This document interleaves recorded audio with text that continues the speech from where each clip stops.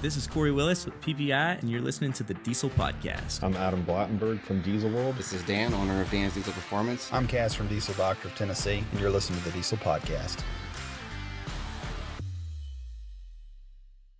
What is going on, Diesel Nation? We're excited to have you guys with us today on the #1 diesel truck podcast on iTunes. We have been really fascinated by the 2019 Ram HD trucks. We've done a couple episodes about them and posted a lot on Facebook and Instagram about them. And we wanted to provide you guys with a different kind of take on it. Like, we can all see the commercials or see ads for it and, see what dealerships are going to be saying, but we want to give you guys an inside look at what it's like to actually drive these trucks, and not just drive them, but from an enthusiast perspective, from somebody who's owned a 3rd gen, a 4th gen, somebody who tows with it. And so in today's episode, we're going to be chatting with a podcast fan who went from a 4th gen to a 2019 3500, and he's going to talk to us about what the Ace and transmission feels like, how the center console's laid out, what he likes and doesn't like about the truck, ways he thinks it can be improved, and a lot of comparing to his 4th gen, which had the same transmission as far as the hard parts, and what it's providing him in towing his truck and daily driving it. It's a little bit different, and why it was worth it for him to go from the 4th to the 5th.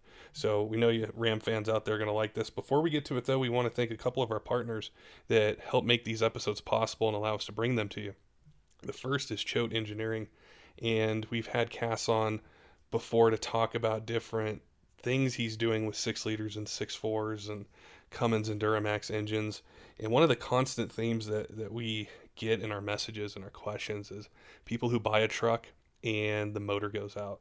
And it can be incredibly devastating when you pick up what may appear to be a clean, well-running truck. You're going to use it for work, use it to make money, and then you have a catastrophic engine failure. And you may not know where to turn. There's, you go online and you search, you can find tons of places that sell engines, but what are you really getting? How much detail went into rebuilding this short or long block to make it something that you can count on and depend on.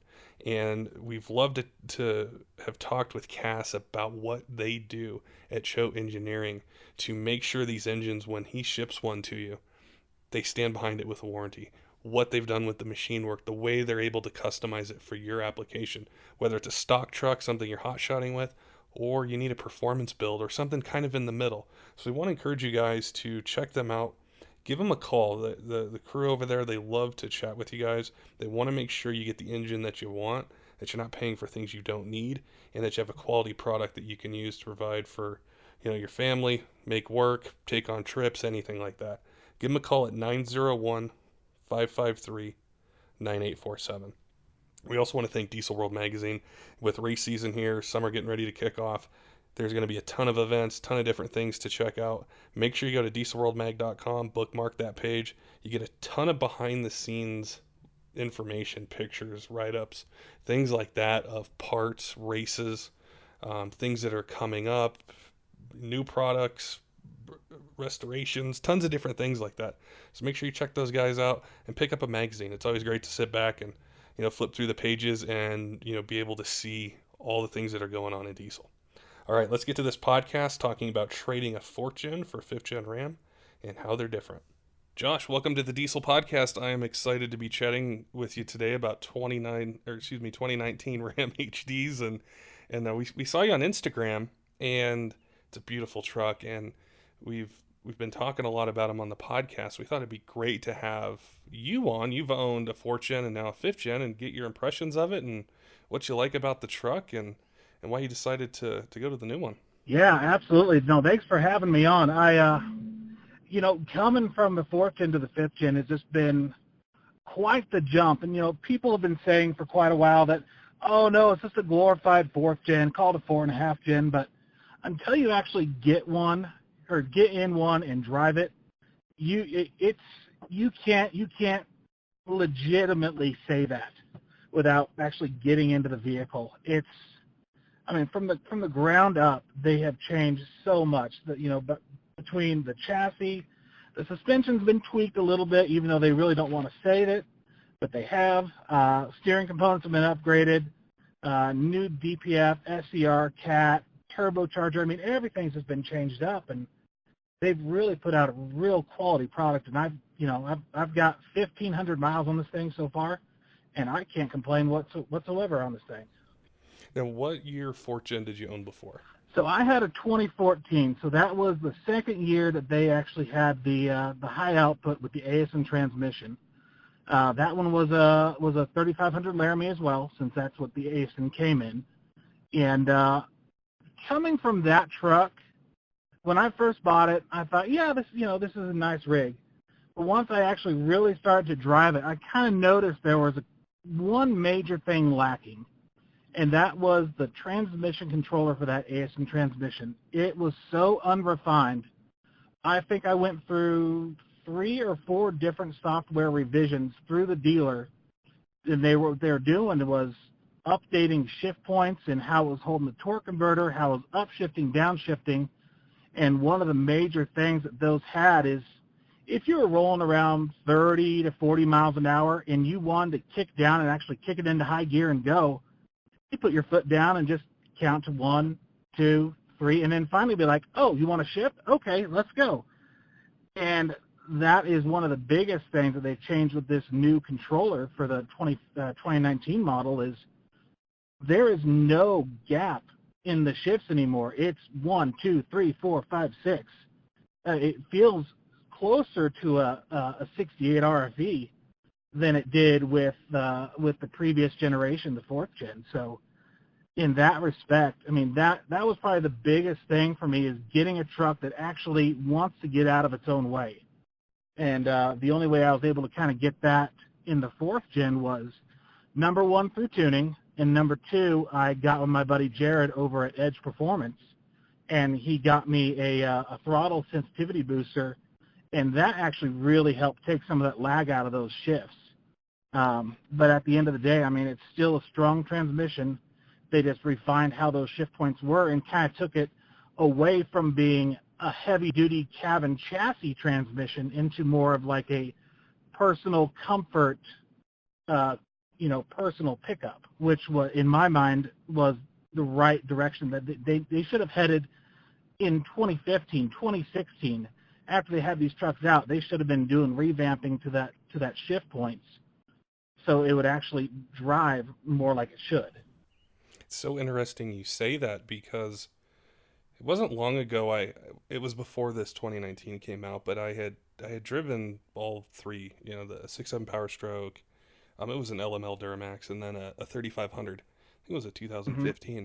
And that was the thing I came away with is I liked the RAM, I liked the engine, the transmission shift schedule, and the way it felt. I'm like, it wasn't on par with what a 6R140 in a Ford or what the Allison 6-speed was as far as just the feel and the transmission. It's kind of one of those things where, they're not glorious, so to speak. It's not so much like, your buddies come over and you're like, hey, let's all get under my truck and look at the transmission, but you feel it all the time when you're driving, whether it's for work or daily driving or anything like that. If it's not right or you don't like how it feels or it's not quite synchronized, every mile you put on that truck, it's going to be a reminder, hey, I don't like how this is performing or what it's doing. So it's so exciting to hear that feedback, of what they've changed on the new one. Absolutely. And, anytime I would let my friends borrow it, they'd be like, this thing shifts weird. And I would just be, yeah, it's just how the ASN shifts. And so definitely, when I went up to Dave Smith up in Kellogg, Idaho, and picked this thing up, they gave me the keys. We took it on the highway, and I was instantly just in love with how it shifted now. Now, as far as the power and the turbo and the way everything feels as far as the power aspect, is that much different than your 2014? So, it's kind of hard to say because my truck was tuned for about 3 years. So trying to base it off of stock power versus stock power on this one to compare apples to apples, I would say that this one definitely is more responsive, but, I can't say that it feels quicker. Well, I guess it depends on where you are in the power band. So, first gear, of course, it's still a really short gear. They didn't change the ratios or anything. but they did, the shift schedule changes it. So once it kicks into second gear is where you really start feeling it pulling. But you would think with a truck with 1,000 pound-feet that it would suck you into the seat and you just be, 3 miles ahead of yourself before you knew it, and you just don't feel it. And it's all down to software, torque management, protecting that transmission, not bringing that power on too strong. But then in the same case, they're bringing on full 1,000 pound-foot of torque, I think around 1,800 RPM. So, I mean, it's where they're getting that number, you can't even really feel it almost. It depends on whether your torque converter's locked in or not. But I can tell you this, between my 14 to this one hooked up to my 38-foot toy hauler, it's night and day. It gets out of its own way quick, and that's probably one of my favorite things. I just decided last weekend I'm just going to go hook up to it and just drag it around town. And so I took it on the highway, took it through town, stoplights, all that stuff, and you roll into it and it goes. And I guess one of the other things that I really do like is the tow haul mode is definitely more aggressive than it was on the 14 models or anything 4th gen. Now when you kick it into tow haul mode, it's going to hold those gears no matter what. Whereas right now, if you're in normal mode, you go to cruise, you go to let off your throttle, and it'll kind of go, if you're in 4th, it'll go 5th, 6th, and just let you cruise. Whereas if you're in tow haul mode, it's going to hold 4th until you actually either start braking, or if you start accelerating, then it'll finally kick into 5th at the appropriate time. So in that case, it's able to hold you in the power band better. So if you're kind of putting through town and you're waiting for traffic to kind of pick back up, you're in that right gear, and it's not having a delay of kicking back down a couple gears to get you going again. And I think that'll make a lot of our listeners that are out there, they're maybe they have a 3rd gen or 4th gen, and they're kind of sitting back and seeing these new trucks, and we all have our opinions on the styling. I love the new trucks. I love how they look, but it's like, am I going to make the jump? Am I going to make the investment? Is it worth it? Because sometimes automakers, they'll change the sheet metal, but there's not a whole lot different under the hood. So it's got me so excited to hear about the differences for you daily driving this truck or hooking a trailer to it. We're not talking about racing or going down the drag strip. We're talking about how people use, probably 99% of people use their trucks, which is every day, and making money, or hauling a camper, in the summertime to go, on vacation or something like that. And so to hear the response, it's like, it's like, we got to take a serious look at this new truck. Like, they have made changes to it. And I know one of the biggest ones, we were talking about it beforehand, is, like the audio quality, the phone system in it. And I'm like, you sound crystal clear. Some of our other guests, they're in their trucks, and I'm like, it kind of sound like we're in a fishbowl. Maybe we wait to get back to the office, but tell us about the electronics and the interior, the center console, just everything else that they've changed on it. Yeah. So, I decided, when I first was starting to look at them, I was like, I really don't need a 12-inch touchscreen. I think it's more of a gimmick than anything else. But then I was just thinking to myself, this is going to be my first ever brand new pickup. All my other ones have either been used, or my 14 was a lease return. I decided, you know what, I need to go, if I'm going to do it, I'm going to do it right, so I don't regret it later. So I opted for the 12-inch touchscreen. And it's actually a lot more, what's the word I'm looking for? It's more than I expected. I guess there was a lot of issues in the half ton when this system first came out, but it looks like they've done some software revisions. I haven't had any issues with it being laggy or anything like that. The interior, just generally, is considerably nicer. I opted to go with the Laramie trim level. I couldn't justify a several $1,000 jump to go with 100% pure genuine leather. Now, I might pay for that later on down the road if something tears, because these do now have like a suede insert like the early 3rd gens did. I think like maybe 03 to 05. On the Laramies, they had leather with some suede inserts, and it's kind of like what they did here. So, I definitely have the thought in the back of my head that if I'm getting out of this truck, am I going to wear out that suede? Is it going to end up tearing later on down? But, so far, I've probably got in and out of this truck about 30, 40 times, and everything still seems to be good. I do like there's more soft touch to the interior of this truck. So the center console on the 14 Laramie was more of just a injected vinyl run-of-the-mill center console lid. This one, they actually kind of brought in, it's probably not real leather, of course, but it's a nice pleather. It's got nice stitching in it. They did the same thing with the doors, where they didn't really have any kind of stitching on the door panels in a Laramie trim level. They did on the Longhorn and the Limited. So there were several different design cues that they actually did bring up into a lower model. I won't even say lower model, but for the entry level leather trim level, I guess you could say, truck, they really brought in some nice design cues. I don't have any fake wood accents. It's christened with some nice brushed aluminum accents and some dark carbon fiber accents, I guess you could almost say. They really did a great job. I guess one of the biggest things, interior-wise, is how quiet it is. And I'm not even kidding. Of course, I came from a truck. I had a 4-inch straight pipe. It didn't have anything on it, which is illegal. But, we won't get into that right now. But I would say definitely that when they say it's lowered by about 10 decibels, I'm going to agree with that. I haven't brought any kind of audio meter or any kind of test equipment, but I can tell you, driving down the road, I don't need my stereo up that high, and it's perfect listening level. And the fact that right now I'm driving down the road and I'm holding a normal conversation, and it shouldn't be that loud to you. No, that's so. I think like the longtime Ram fans, Dodge fans, and guys have owned a couple different generations. Like, we'd always take a knock, like the Ford GM guys are like, well, yeah, you got the Cummins engine, but the interior sucks, or the seats suck, or the dash sucks, or whatever it is.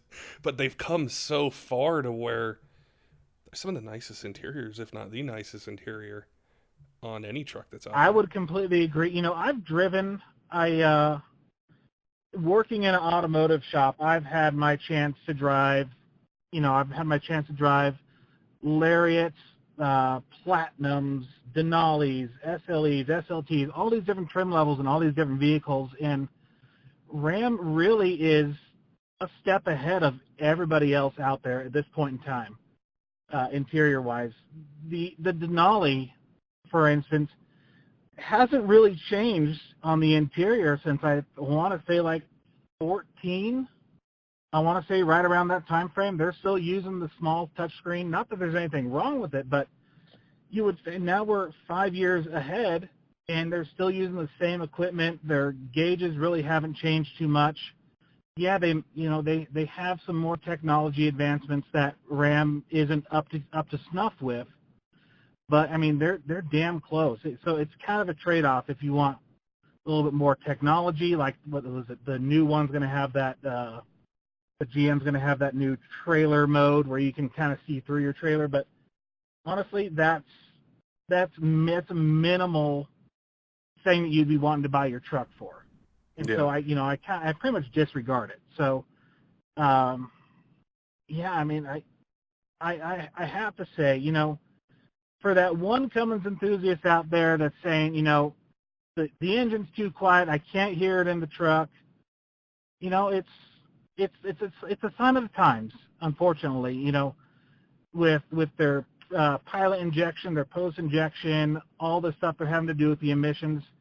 The engines are getting quieter, but they're still cranking out plenty of power. And, would you rather have something that's clacky and only puts out about 245 horsepower, or you want something that puts out, 400 horsepower, 1,000 pound-foot of torque, or, something around those lines? And, it's going to be a little quieter. I honestly, I'm going to sound like a grandpa here, but I'm 34, and I actually enjoy that it's quiet. I've had my fair share of very, very loud Cummins diesel trucks. I've had a second gen, third gen, fourth gen, and now this one. And I'm in heaven with how quiet it is right now. And you know, that might change later on down the road, but for right now, I'm very content with how it sounds, how it rides. It's something very unique that happens as well as we go through when we first get into diesel or get our first diesel truck, and then, you know, just kind of go through the stages. Is, I mean, there's something that's always going to be special about a first or second gen 12 valve and the way they sound. And, you know, it's whether you got a NV 4500 or NV 5600 or something like that, and just that simplicity, you know, that's great. Mm-hmm, absolutely. But then, you know, if you're spending a lot of time driving that truck, or you're using it for work, you're having business calls, or you're traveling all over the country with it, that's where it being quiet and those creature comforts and everything can really, I mean, it can make a huge difference. And absolutely. And I'm kind of right there with you. Like, I remember I'd always want my trucks loud, and now I'm like, you know, I enjoy it being quiet. I enjoy being able to, you know, hear the tires, you know, or just hold a conversation and not have to talk over the exhaust, or, you know. Yeah. That stuff. And I guess that was one of my biggest things. I would almost say like embarrassed. I'd have friends or a family member or something in the truck, and we'd be cruising down the road, and, you know, I'd come up to a grade and my truck would start sounding like Chewbacca farting in a can, and you can't hold any kind of conversation, as, you know, especially if I was pulling a trailer. You might as well just shut up and just wait until you start going back down the other side of the hill, because it just resonated so much. And, you know, that's part of the territory of running a straight pipe. You know, if I'd have put a muffler on there, it would have been a lot more acceptable noise level in the truck. But, you know, being able to hold a conversation driving 80 miles an hour down the road while pulling a trailer it's unheard of. That's what cured me of the loud trucks, was driving like 150 miles with a 5-inch straight pipe on a third gen, and it rattling the door panels and the roof liner, and I had a headache when I got home, and I'm like, I'm gonna put a muffler on this thing. Yeah. I had my 0759 for 5 years, and at the end of the time I owned it, I was working for diesel sellers up there for Dave Sparks. And I would make my trips back and forth to Reno to visit family and friends back and forth. And it got to the point where it was really annoying. I had to crank my stereo up really loud, and by the time I got to wherever I was going, my ears were ringing. And, you know, I might be being a little over dramatic about it, but, you know, it started getting on my nerves. So I ended up putting a muffler back on that one. And then one of the producers or sound guys on the TV show ended up getting to like diesel. So because of the Diesel Brothers TV show, he's like, I've got to own a diesel. So he went out and bought himself an Eco Diesel. But he rolled up to the shop one night after he picked it up, and I started looking at it. I'm like, oh my gosh, I got to have one of these. And next thing I know, he gave me the business card of the salesman, and 2 days later I walked away, or drove out of that parking lot with a 2014 Mega. So it's kind of cool how that transpired.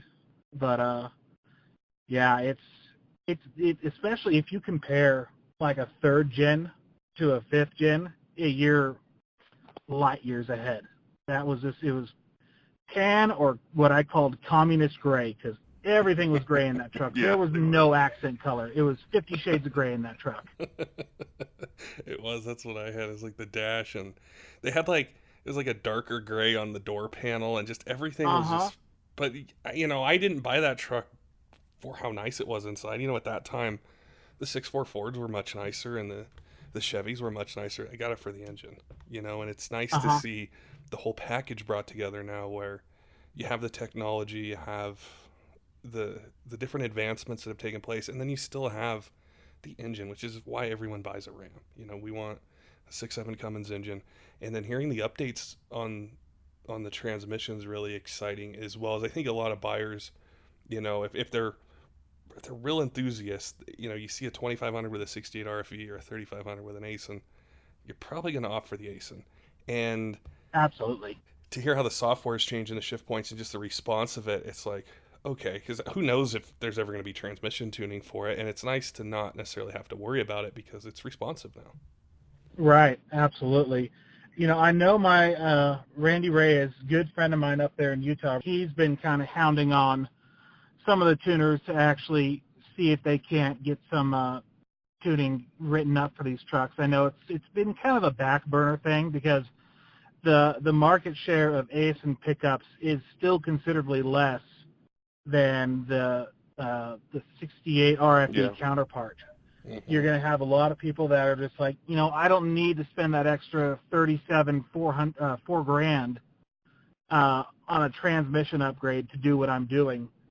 But then the next thing you know is they're saying, okay, well, this truck's not quick enough, so they're buying a Edge tuner, they're going with EFI Live, they're going EasyLink, they're going one of these platforms, and the next thing you know, they're not doing the relearn properly on the transmission, and within 100 miles or more, they're getting the incorrect ratio for, you know, fourth, fifth, sixth gear, whatever it might be, and installing a couple extra neutrals in that damn thing, and now they're, you know, 8, 9, 10 grand into rebuilding a transmission that's actually able to withhold that or withstand that power. Yep. And exactly. so that's also one of the big selling points is, so I bought my 14 with about 56,000 miles, somewhere right around there. I had it factory emissions for probably right around 7 months, and I got the dreaded service desk system C dealer, and it kept happening over and over, and that was right before they did the recall for the NOx system. Well, I guess there was an issue where you would put more DEF in the system, it would sense too much oxygen in the system and say that you put water in there, and it was becoming too much of a hassle. So I got with Corey Willis, and he got me a tune. And at that point, that transmission was still so new that there was a lot of rumors going on that it wasn't going to be able to hold the power, that it was going to have shift flares and all this stuff. But come to find out through my experience running a shop at this point is that the only time you're seeing those shift flares is actually in the previous generation with the AS68 RC, which was in, I think, I want to say 2007 and a half and up, 4,500, 5,500 trucks. And so once they actually brought them to the passenger side is when they went to the AS69 RC, and it's actually been a very stout transmission. You know, I probably shouldn't have done it, but I have towed my toy hauler on level 4, and it hasn't slipped a gear, it hasn't slipped a converter. I never had any burnt fluid smell. So the ability to hold extra power is there in that transmission, and I feel that going back to tuning, that if they were to get some tuning available for it, maybe adjust some shift points here and there, especially on the 4th gen, it would make it a completely different animal. I think the 5th gen is refined enough that it would actually be okay to leave it standalone tuning, the factory tuning, and it would actually be able to hold the power. Yeah, I think that's something that, you know, if I was going to get a new one, I would definitely hone in on a 3500, just for the reasons you described. Is because you never know. You know, you never know if you're going to want to put a compound kit on it or do something else. And it's like I want to start with a platform that I feel more comfortable in as far as the architecture of the OEM transmission and what the aftermarket companies can do with it. Like that's what I would get, you know, as well. And it would be really cool to see that transmission have more of the market share within the Ram heavy duty lineup. So it's not, so the aftermarket, I think, has a reason to invest the R&D and the time and the expertise into doing it. And I know there's some companies that are, you know, they do have built transmissions and converters and things like that, but it seems like just a huge untapped potential that's there for, you know, I guess something that, you know, the Ram guys, you know, the Allison swaps were popular for a while, you know, throwing Allison behind your Cummins. Well, you don't need to now. You don't need to do that. No, and I mean, at the end of the day, you know, I know there's a lot of people who are so gung-ho on that, you know, that Allison transmission, but I mean, you look at them behind a Duramax engine, and their tolerance for any kind of transmission slipping is such a small percentage that I've seen them where, you know, I've tuned like a LLY or a LMM, LML, or something like that, they put it on level 3, level 4, they go and romp on it, and then it puts the truck into limp mode. So, yes, Allison is a stout stock transmission, but the instant you start throwing power behind them, they start seeing small issues. Now, they don't grenade like a 48 RE or a 68 would, but they're very temperamental. They like their parameters, and they don't like to be altered from their parameters. Even with transmission tuning, I see it. Not as strongly when the transmission actually has a tune file written into it. But me personally, I'm gonna be a Cummins fanboy here, but honestly, I don't think the Allison is all that it's cracked up to be, and I honestly think that ASIN is probably the most sturdy transmission that's on the market between the big three, even more than what the Power Stroke has in there with their torque shift. So I might get crucified for that.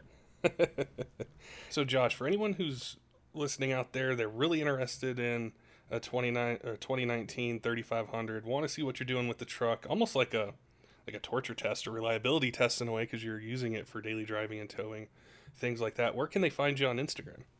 Yeah, so they can reach me on Instagram. My Instagram name is battlebornjt, and it's battle.born.jt. Follow me, shoot me a message, ask me questions, ask me tips, tricks, anything like that, whether it's 5th gen related, 4th gen, anything related, or you just want to just shoot the shit, you're more than welcome just to hit me up and talk to me. So it's anybody and anybody can hit me up. Well, we appreciate your time today and kind of walking us through going from the 4th gen to the 5th gen, and insights that only an owner, someone who's driving this thing every day would see. And, we drive past them, see them on the lots and things like that. And we like, the new styling and stuff, but it's really cool to get an inside look at how does it ride? What's a transmission like? How do you like the power? All those things. So I know we appreciate our listeners will as well. And we look forward to seeing what you do with the truck in the future. Yeah, I appreciate that. Yeah, stay tuned. I've got some stuff lined up here pretty quick, so you'll start seeing some changes in the next month or two. Don't forget, diesel fans, make sure and check out Choate Engineering if you have a truck that needs an engine, whether you just bought it, you've owned it for years, you're going to start a performance build, or you just need something that is going to be able to handle what you plan to throw at the truck. Give them a call at 901-553-9847. And also check out Diesel World Magazine. Bookmark them online, pick up a magazine. You get a ton of information behind the scenes you're not going to get anywhere else, and stay on top of what's happening in the diesel community. Till next time, keep the shiny side up.